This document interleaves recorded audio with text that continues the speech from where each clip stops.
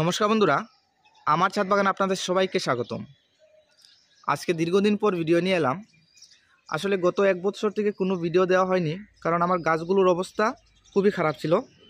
পরিচর্যার অভাবে কিন্তু অনেকগুলো গাছ মারাও যায়। তো এবার গত 2-3 মাস থেকে আবার একটু পরিচর্যা শুরু করলাম। তো এবারে দেখা গেছে যে গাছগুলোর অবস্থা মোটামুটি আগের চেয়ে ভালো।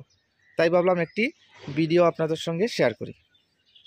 তো প্রথমে আপনারা যে ফল গাছটি দেখতে পাচ্ছেন, এটা হচ্ছে আমার চাইনিজ কমলালেবু গাছ। দেখুন, গাছটিতে কিন্তু প্রচুর পরিমাণে ফল হয়েছে। আরও অনেকগুলো ফল ছিল এই গাছটিতে। তো আমরা গত 8-10 দিন থেকে প্রত্যেক দিন কমপক্ষে 5 থেকে 10টি ফল এই গাছটি থেকে হারভেস্ট করে যাচ্ছি। এখনও যে পরিমাণে গাছটিতে ফল রয়েছে, কমপক্ষে 1.5 থেকে 200 মতো হবে। খুবই মিষ্টি এই কমলালেবু। তবে এর একটা অসুবিধা হচ্ছে এই যে এর বীজের পরিমাণটা একটু বেশি। তাছাড়া কিন্তু ফলটি খুবই সুস্বাদু। আপনারা অবশ্যই আপনাদের ছাদ বাগানে এই চাইনিজ কমলালেবু গাছটি রোপণ করতে পারেন। তো এই গাছটির মাটি আমি যেভাবে প্রস্তুত করেছি, আমি আমার প্রত্যেকটি ভিডিওতেই বলে থাকি যে 70% এই পলিমাটির সঙ্গে আমি 30% গোবর সার মিশিয়ে গাছ প্রতিস্থাপন করি। আর গাছ প্রতিস্থাপন করার 2-3 মাস পর থেকে গাছটি যখন বাড়তে শুরু করে, তখন আমি প্রত্যেক 3 থেকে 4 মাস অন্তর অন্তর এই গাছের গোড়ায় জৈব মিশ্র সারটা প্রয়োগ করে আসছি। আর এই গাছটি দেখুন, একটি থাই 12 মাসি আম। বছরের প্রত্যেক মাসে কিন্তু এই গাছটিতে আম থাকে। দেখুন, এই মুহূর্তে গাছটিতে কমপক্ষে 30 থেকে 35টির মতো আম রয়েছে। আপনাদেরকে দেখাচ্ছি। দেখুন, এই গাছটিও এই 100 লিটার আয়তনের একটি হাফ ড্রামে আছে। দেখুন কি পরিমাণে ফল হয়ে আছে।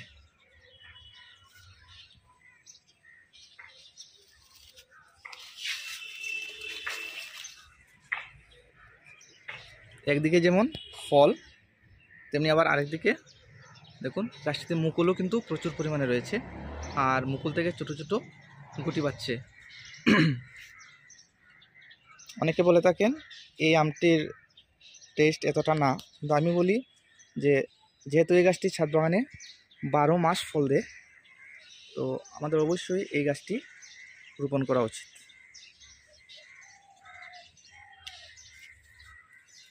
আর এখানে দেখুন একটি থাই 12 মাসে আমরা গাছ।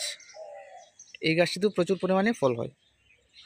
তো গাছটি আগে একটি সিমেন্টের বস্তায় ছিল। তো আমি 2-3 মাস পূর্বে গাছটিকে এই 100 লিটার আয়তনের হাফ ড্রামে দিয়েছি। দেখুন, একদিকে যেমন গাছটিতে ফুল রয়েছে, তেমনি আবার ছোট ছোট ফলও রয়েছে, অসংখ্য ফল।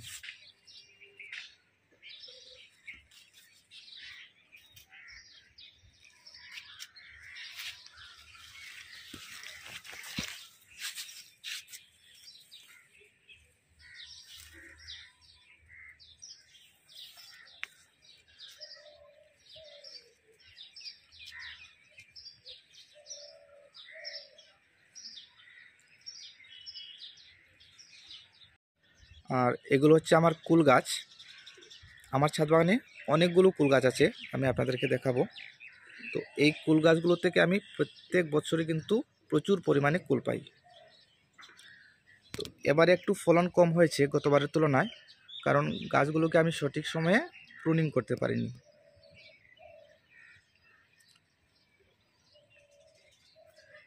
প্রথমে যে কুল গাছটি দেখছেন, এটা হচ্ছে বল সুন্দরী কুল গাছ। দেখুন অনেকগুলো কুল হয়ে আছে। তো আর কিছুদিনের মধ্যেই এই কুলগুলোতে হালকা লাল রং চলে আসবে, তখন কিন্তু এই ফলগুলো দেখতে ভীষণ সুন্দর লাগবে। আর এটা হচ্ছে মিস ইন্ডিয়া কুল গাছ, প্রচুর পরিমাণে ফলন হয়। এই কুলগুলোতে কিন্তু লাল কালার আসবে কিছুদিনের মধ্যেই।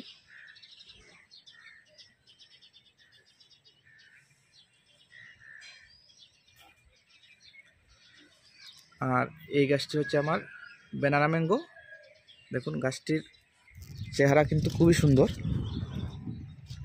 গত বছর 7-8টির মতো আম হয়েছিল, আর এবার আশা করছি গাছটি থেকে প্রচুর পরিমাণে আম পাবো।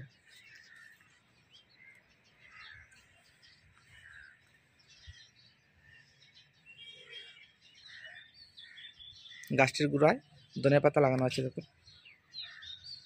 এখানে আরেকটি মিস ইন্ডিয়া কুল গাছ।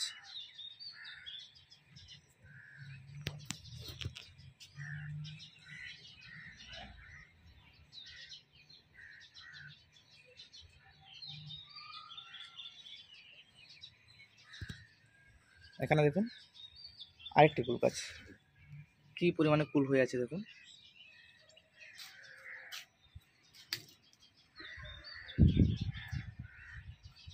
আর এখানে আমার কতগুলো পিটুনিয়া গাছ দেখুন। আর এগুলো হচ্ছে চন্দ্রমল্লিকা। আর এই গাছটি হচ্ছে থাই 7 পেয়ারা, খুবই সুস্বাদু একটি পেয়ারা। দেখুন গাছটিতে একদিকে যেমন হারভেস্ট করার উপযোগী ফল রয়েছে, তেমনি আবার ছোট ছোট অনেকগুলো ফল রয়েছে দেখুন। খুবই সুস্বাদু এই থাই 7 পেয়ারা। এই ফলটিতে কিন্তু বীজের পরিমাণ খুবই কম।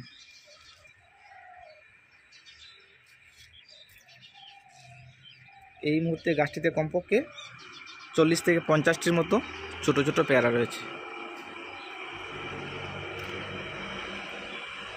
এখানে আরও 2-3টি কুল গাছ দেখুন। এই সবগুলো কিন্তু ভারত সুন্দরী মানে মিস ইন্ডিয়া কুল গাছ। আর এই কুল গাছটা হচ্ছে কাশ্মীরি রেড আপেল কুল গাছ। তো এই কুলগুলোতেও কিন্তু কালার এখনও আসেনি, দেখুন হালকা কালার আসা শুরু হয়েছে। তো আর কিছুদিনের মধ্যেই এই প্রত্যেকটা ফুলে সুন্দর একটা কালার চলে আসবে। তো এই গাছটি কিন্তু আমার নিজের হাতে গ্রাফটিং করা। তো এখানে আমি 2টি গাছ একসঙ্গে রোপণ করে রেখেছি। একটি হচ্ছে এই কাশ্মীরি রেড আপেল কুল এই গাছটা, আর এর যে পাশে যে নিচের যে গাছটা এটা হচ্ছে ভারত সুন্দরী কুল গাছ। এই 2টি গাছই কিন্তু আমার নিজের হাতে গ্রাফটিং করা।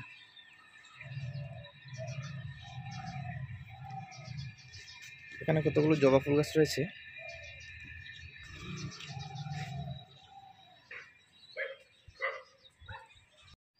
আর এই গাছগুলো হচ্ছে লঙ্কা গাছ।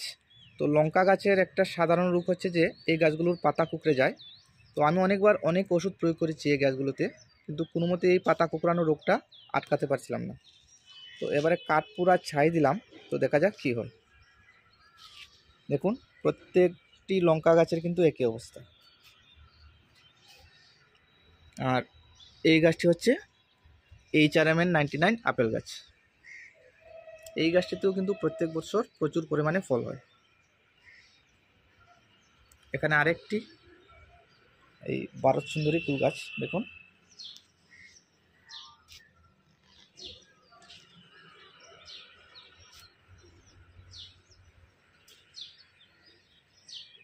এখানে আরেকটি থাই 12 মাসি আম গাছ। এই গাছটিতেও কিন্তু ওই পাশে প্রায় 5-6টির মতো আম রয়েছে। এখানে আরেকটি আম গাছ। আর এখানে দেখুন আরও অনেকগুলো কুল গাছ। এই সবগুলো কিন্তু ভারত সুন্দরী কুল গাছ। দেখুন প্রচুর পরিমাণে কুল হয়ে আছে। এই গাছগুলো বস্তায় আছে দেখুন।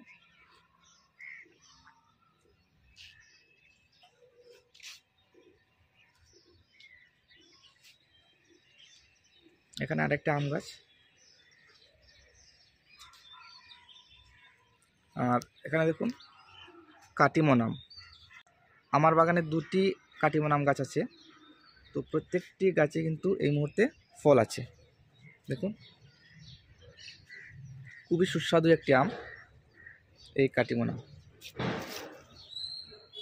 এই গাছটিতে 12টি ফল রয়েছে।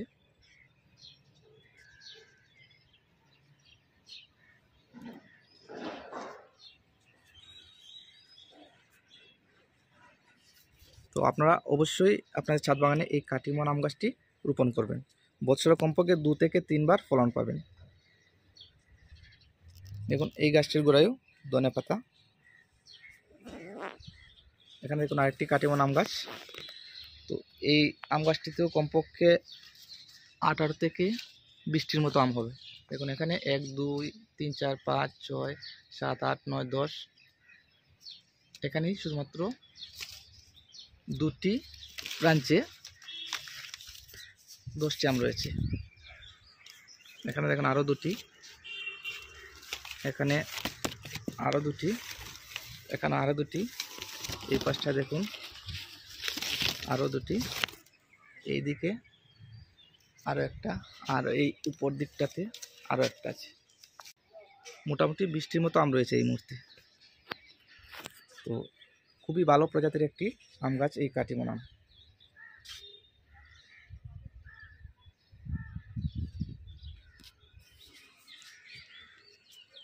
আর এই আম গাছটি হচ্ছে সুবর্ণরেখা আম গাছ। এই আম গাছটিতে কিন্তু প্রচুর পরিমাণে আম হয়। আর এখানে দেখুন একটি জলপাই গাছ, প্রচুর পরিমাণে জলপাই হয় কিন্তু গাছটিতে। দেখুন প্রত্যেকটি ডালেই কিন্তু অসংখ্য জলপাই ঝুলে রয়েছে। তো এই গাছটি মিষ্টি জলপাই বলে দিয়েছিল আমাকে, কিন্তু আসলে সেই মিষ্টি জলপাই না, তবে এর স্বাদ কিন্তু অসাধারণ। কাঁচা অবস্থায় জলপাইগুলো টক, কিন্তু যখন সম্পূর্ণ পেকে যায় তখন কিন্তু খুবই মিষ্টি। তো যদিও এগুলো মিষ্টি জলপাই নয়, তবে এর প্রজাতিটা কিন্তু খুব ভালো। দেখুন কী পরিমাণে জলপাই হয়েছে।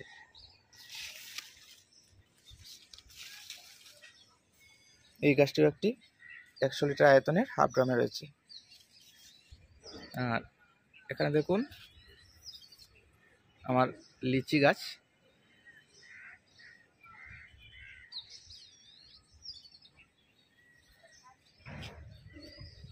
এই গাছটি হচ্ছে ড্রাগন ফল গাছ, পিঙ্ক কালার যে ড্রাগন, সেই পিঙ্ক ড্রাগন। আর এই উপরের ছাদে রয়েছে আরও কতগুলো কুল গাছ। দেখুন এই কুল গাছটি হচ্ছে কাশ্মীরি রেড আপেল কুল গাছ। দেখুন গাছটিতে কী পরিমাণে কুল ঝুলে রয়েছে। এই মুহূর্তে এই গাছটিতে কমপক্ষে 30 থেকে 40 কেজির মতো কুল হবে।